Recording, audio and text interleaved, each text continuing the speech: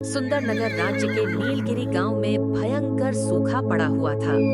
गांव की धरती फट चुकी थी और कुएं सूख चुके थे। विक्रम नाम का एक किसान अपनी बंजर जमीन को चुपचाप देख रहा था। तभी गांव का व्यक्ति रत्न वहां पहुंचा। ओ भैया विक्रम, कब तक सूखे खेत को देखते रहोगे?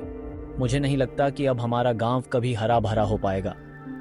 यह सुनकर विक्रम ने निराश होकर आकाश की ओर देखा और गहरी सांस लेते हुए कहा, न जाने गांव वालों से या मुझसे ऐसी कौन सी गलती हो गई है जिसकी वजह से यह सूखा पड़ा हुआ है। अरे अब क्या कहूँ विक्रम, गांव वाले तो अब गांव छोड़ना चाहते हैं, लेकिन किसी के पास इतना धन भी नहीं बचा कि वह अपना घर छोड़कर दूसरे गांव में जाकर बस सके, जीवन यापन कर सके। अब तो लगता है कि जंगल में जाकर घास फूस, पेड़ के पत्ते यही खाकर गुजारा करना पड़ेगा। ये सुनकर विक्रम की आंखों में आंसू आ गए। मुझसे अपने गांव की गरीबी नहीं देखी जाती। जब भी कोई बच्चा पानी के लिए तड़पता है, मेरा दिल टूट जाता है, अंदर से हिल जाता हूं मैं समझ सकता हूं विक्रम, लेकिन पानी से ज्यादा इस समय हमारे गांव को अनाज की जरूरत है। पानी तो हम किसी जंगल में जाकर पी सकते हैं, लेकिन आखिर कब तक केवल पानी पीकर जीवित रह सकते हैं? सबसे महत्वपूर्ण अनाज है। यह सुनकर विक्रम निराश होकर अपने घर लौट आया। घर पर आते ही उसकी पत्नी सुलेखा उससे बोली, आखिर कब तक हमें इस सूखे गांव में रहना पड़ेगा? मुझे लगता है हमें यह गांव छोड़ देना चाहिए। अरे सुलेखा, तो तुम्हें क्या लगता है कि मैं छोड़ना नहीं चाहता? परंतु क्या करूं, इस गांव में मेरा बचपन बीता है। इसी गांव की गलियों में मैंने अपने दोस्तों के साथ शामें बिताई हैं। इसी गांव में मैं बड़ा हुआ। अपने ही गांव के लोगों को छोड़कर कैसे भाग सकता हूं मैं? सोचो। बोल तो ऐसे रहे हो जैसे इस गांव के राजा महाराजा हो। अरे तुम क्यों नहीं समझते कि इस गांव की धरती ने अनाज उगाना बंद कर दिया है और दूसरे राज्य ने अब हमें भीख में अनाज देना भी बंद कर दिया है। कितनी बार कहा है तुमसे कि जाकर राजा महेंद्र सिंह से मदद मांगो, लेकिन मेरी बात तो कोई गांव वाला सुनता ही नहीं। हाँ, चिंता मत करो, मैं दीनदयाल चाचा से इस बारे में बात करूंगा। अगले दिन विक्रम दीनदयाल चाचा के पास चला गया। प्रणाम चाचा, बात यह है कि आप तो देख ही रहे हैं, गांव में भुखमरी बढ़ती चली जा रही है। तो चाचा, क्यों ना हम राजा महेंद्र सिंह से मदद मांगने जाएं? अच्छा, और तुम्हें क्या लगता है कि राजा महेंद्र सिंह से गांव वालों ने मदद मांगने का प्रयास नहीं किया होगा? मैं वहां पर स्वयं गया था, लेकिन राजा ने साफ साफ मना कर दिया। उन्होंने कहा कि वह पहले ही बहुत मदद कर चुके हैं, अब और नहीं कर सकते। बल्कि उनके मंत्री ने तो यह तक कह दिया कि हमारा गांव श्रापित है। श्रापित, इसीलिए तो 5 साल से बारिश नहीं हुई। बिना मुखिया के गांव ऐसा ही होता है चाचा। कुछ भी कहो, मुखिया जैसा भी था, लेकिन वह समय पर अच्छी सलाह तो दिया करता था। न जाने वह कहां लापता हो गया, और वह अपने साथ साथ इस गांव की खुशहाली भी ले गया। सही कह रहे हो विक्रम, मुखिया का परिवार भी बहुत परेशान रहा, लेकिन मुखिया का कुछ पता नहीं चला। जंगल का कहकर गया था और आज तक लौटा ही नहीं। उसके जाने के बाद गांव में कभी खुशहाली नहीं आई। वैसे भी गांव वाले उससे नफरत करते थे। हाँ, वो तो इसलिए क्योंकि मुखिया थोड़ा लालची किस्म का आदमी था, पर गांव वाले इतनी भी ज्यादा नफरत नहीं करते थे कि वो गांव छोड़कर ही चला जाए। इतना कहकर विक्रम वहां से चला गया। तभी एक 10 वर्ष का बच्चा उसके पास आ पहुंचा। चाचा मुझे भूख लगी है। मेरे घर में 2 दिन से कुछ भी नहीं बना। इतना कहकर वो बच्चा बेहोश हो गया। विक्रम की आंखों में आंसू आ गए। वो गांव की ओर नहीं गया, बल्कि जंगल की राह पकड़ ली। एक विशाल वृक्ष पेड़ के नीचे बैठकर फूट फूट कर रोने लगा और आकाश की ओर देखकर बोला, हे भगवान, मुझसे मेरे गांव की गरीबी नहीं देखी जाती। प्रभु कुछ मदद करो, भगवान कुछ मदद करो। तभी पेड़ के ऊपर से एक आवाज आई, समझ ले तेरी भगवान ने सुन ली। विक्रम चौंक गया। जैसे ही उसने ऊपर देखा, एक विशाल उल्लू उसकी ओर देख रहा था। उल्लू को देखकर विक्रम डर गया। हाँ, मुझे देखकर डरने की जरूरत नहीं है विक्रम। कुछ देर पहले तुम भगवान से प्रार्थना कर रहे थे। तुम्हारी आंखों में गांव के लिए आंसू देखकर मुझे बहुत अच्छा लगा। लोग तो अपने लिए रोते हैं, जो दूसरों के लिए रोते हैं ना, वही सच्चे दिल वाले होते हैं। ऐसे लोग संसार में दुर्लभ होते हैं। वो तो ठीक है, लेकिन कौन हो तुम?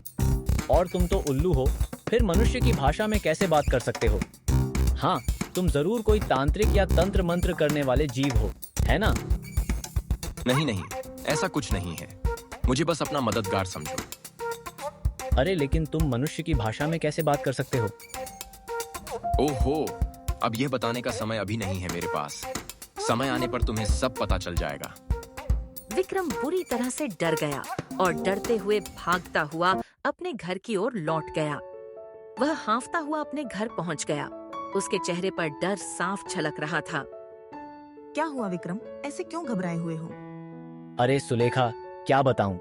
जंगल में एक वृक्ष पेड़ के नीचे बैठा हुआ मैं भगवान से पूछ रहा था कि यह मुसीबत क्यों है। तभी पता है क्या हुआ? तभी उस पेड़ पर बैठा एक उल्लू मुझसे इंसानी आवाज में बात करने लगा। हे भगवान, क्या सच कह रहे हो? हाँ सुलेखा, मैं सच कह रहा हूँ। कहीं तुम्हारा वहम तो नहीं था? अरे नहीं नहीं, मैंने उससे बात की है। पहले ही हम भूख और भुखमरी से परेशान हैं। ऊपर से गांव में अफवाहें उड़ रही हैं कि गांव शापित है और अब जंगल के पक्षी भी इंसानी आवाज में बात करने लगे हैं। मैं तो कहती हूँ इस गांव को छोड़ देते हैं। क्या भरोसा कल को कोई चीता भी इंसानी आवाज में बात करने लगे और हमें खा जाए। विक्रम सुलेखा की बात सुनकर गहरी सोच में डूब गया। एक उल्लू इंसानी भाषा में भला कैसे बोल सकता है? जरूर यह कोई बहुत बड़ा रहस्य है। अगले दिन विक्रम अपनी पत्नी सुलेखा के साथ अपने सूखे खेत की ओर चला गया। कब तक इस बंजर जमीन को देखोगे? अब तुम्हारी किस्मत में हल चलाना नहीं लिखा। सुलेखा का वाक्य पूरा होते ही रंग बिरंगी किरणों के साथ वही उल्लू वहां प्रकट हो गया। उल्लू को देखकर विक्रम एक बार फिर डर गया। अरे अरे, डर क्यों रहे हो? मुझे अपना दोस्त समझो। कल तुम मेरी पूरी बात सुने बिना ही भाग गए थे। मैं तुम्हारी मदद करना चाहता हूँ। मैं जानता हूँ कि तुम्हारे गांव में बारिश क्यों नहीं हो रही है। तुम्हारा गांव वाकई में एक श्राप की चपेट में है। क्या? ये क्या कह रहे हो तुम? मैं बिल्कुल सच कह रहा हूँ। उल्लू की बात बीच में ही रह गई। तभी सुलेखा चौंक कर बोल उठी। भगवान की कसम, लगता है भुखमरी ने तुम्हारे दिमाग को खराब कर दिया है। कहाँ है उल्लू? मुझे तो कुछ दिखाई नहीं दे रहा। मुझे केवल तुम देख सकते हो विक्रम, क्योंकि मुझसे कहा गया था कि जिसका मन सोने की तरह शुद्ध होगा वही मुझे देख और सुन सकेगा। इस गांव में ऐसा कोई भी नहीं है। मैं बरसों से उस पेड़ पर बैठा तुम्हारे जैसे किसी सच्चे इंसान की तलाश में था। न जाने कितने लोग वहां से गुजरे, पर कोई भी मुझे देख नहीं पाया। पर अब जब पहली बार तुमने मुझे देखा है तो मैं खुशी से झूम उठा हूं। हाँ, अब मुझे तुमसे कम डर लग रहा है। अरे तुम अकेले में किससे बात कर रहे हो विक्रम? अरे सुलेखा, यह उल्लू तुम्हें नहीं दिखाई दे रहा, पर मुझे दिख रहा है। इसका कहना है कि यह केवल मुझे ही दिखाई देगा। ये सुनकर सुलेखा बुरी तरह से डर गई और बोली, हे भगवान, अब इस गांव में और क्या क्या देखना पड़ेगा। इतना कहकर सुलेखा बेहोश हो गई। विक्रम ने सुलेखा को संभाला और उल्लू की ओर मुड़ा। विक्रम, समय कम है। इस ग्राम का श्राप और मेरी मुक्ति दोनों एक दूसरे से जुड़े हैं। तुम्हें सत्य जानना होगा। कैसा सत्य? और श्राप कैसे दूर होगा? तुम्हारे ग्राम में दीनदयाल चाचा की छवि सबसे नेक है, पर याद रखो, जो दिखता है वो होता नहीं। उन पर गुप्त रूप से नजर रखो, वही तुम्हें सच तक ले जाएंगे। उसी रात विक्रम अंधेरे का फायदा उठाकर दीनदयाल चाचा के घर के पीछे जा छिपा। अंदर चाचा अपनी पत्नी से विवाद कर रहे थे। सब चौपट हो गया। वो लालची मुखिया खजाना लेकर जो गायब हुआ, अब तक नहीं लौटा। हमने राजा से झूठ बोलकर जो धन बटोरा था, वो मुखिया की मूर्खता से हाथ से निकल गया। तुमने उस पर भरोसा ही क्यों किया? वो तो वैसे भी राक्षसों का उपासक था। अरे, उसने ही तो अपनी तंत्र विद्या से सूखे की भविष्यवाणी की थी, ताकि हम राजा से साधु के नाम पर मदद मांग सकें। हमने सोचा था गांव की जमीन बेचकर और वो खजाना लेकर कहीं और बस जाएंगे, पर वो मुखिया खजाना गुफा में छिपाने गया और फिर कभी नहीं लौटा। बाहर खड़ा विक्रम सन्न रह गया। जिसे वो अपना रक्षक समझते थे, वही गांव का सबसे बड़ा शत्रु निकला। विक्रम वहां से भागकर उसी पेड़ के पास पहुंचा। उल्लू वहां पहले से मौजूद था। मुझे सब पता चल गया। चाचा और मुखिया ने गांव को ठगा है। वो खजाना कहाँ है? मेरे पीछे आओ। आज इस पाप का अंत होगा। उल्लू फड़फड़ाता हुआ घने जंगल की ओर उड़ चला और विक्रम उसके पीछे दौड़ने लगा।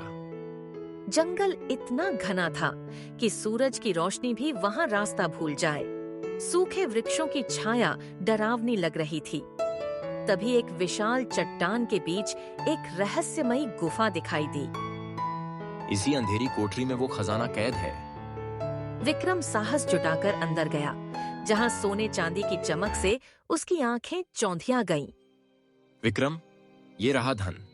इसे लेकर तुम दुनिया के सबसे अमीर व्यक्ति बन सकते हो या फिर इसे ग्राम की भलाई के लिए त्याग सकते हो। तुम क्या चुनोगे? मुझे धन का मोह नहीं है। मुझे बस मेरे गांव के बच्चों की मुस्कान और सूखी धरती पर वर्षा चाहिए। तभी गुफा में एक दिव्य साधु प्रकट हुए। तेरा निस्वार्थ भाव देखकर मैं प्रसन्न हूँ पुत्र। साधु के इशारे पर उल्लू गायब हो गया और वहां मुखिया भैरव खड़ा था। विक्रम, यह मुखिया ही था जिसे मैंने लोभ के कारण उल्लू बना दिया था। इसकी मुक्ति के लिए एक शुद्ध हृदय वाले इंसान की जरूरत थी, जो तुम हो। अब यह ग्राम श्राप मुक्त है। मुझे क्षमा कर दो विक्रम, मैं लोभ में अंधा हो गया था। विक्रम मुखिया और खजाना लेकर गांव लौटा। शोर सुनकर सब इकट्ठा हो गए। दीनदयाल चाचा ने जब मुखिया को देखा तो उनके पैरों तले जमीन खिसक गई। तभी वहां राजा महेंद्र सिंह अपनी सेना के साथ पहुंचे। विक्रम ने राजा को सारी हकीकत बयां कर दी। राजा ने तुरंत दीनदयाल और मुखिया को कारागार भेजने का आदेश दिया। विक्रम, तुम्हारी ईमानदारी ने इस राज्य का गौरव बढ़ाया है। ये खजाना अब ग्राम के विकास के लिए तुम्हारा है। जैसे ही खजाना ग्राम के खलिहान में रखा गया, आकाश से अमृत जैसी वर्षा होने लगी। सूखे पेड़ हरे हो गए और नीलगिरी गांव फिर से स्वर्ग बन गया। तो दोस्तों, ऐसी कहानी के लिए हमारे चैनल को अभी सब्सक्राइब करें।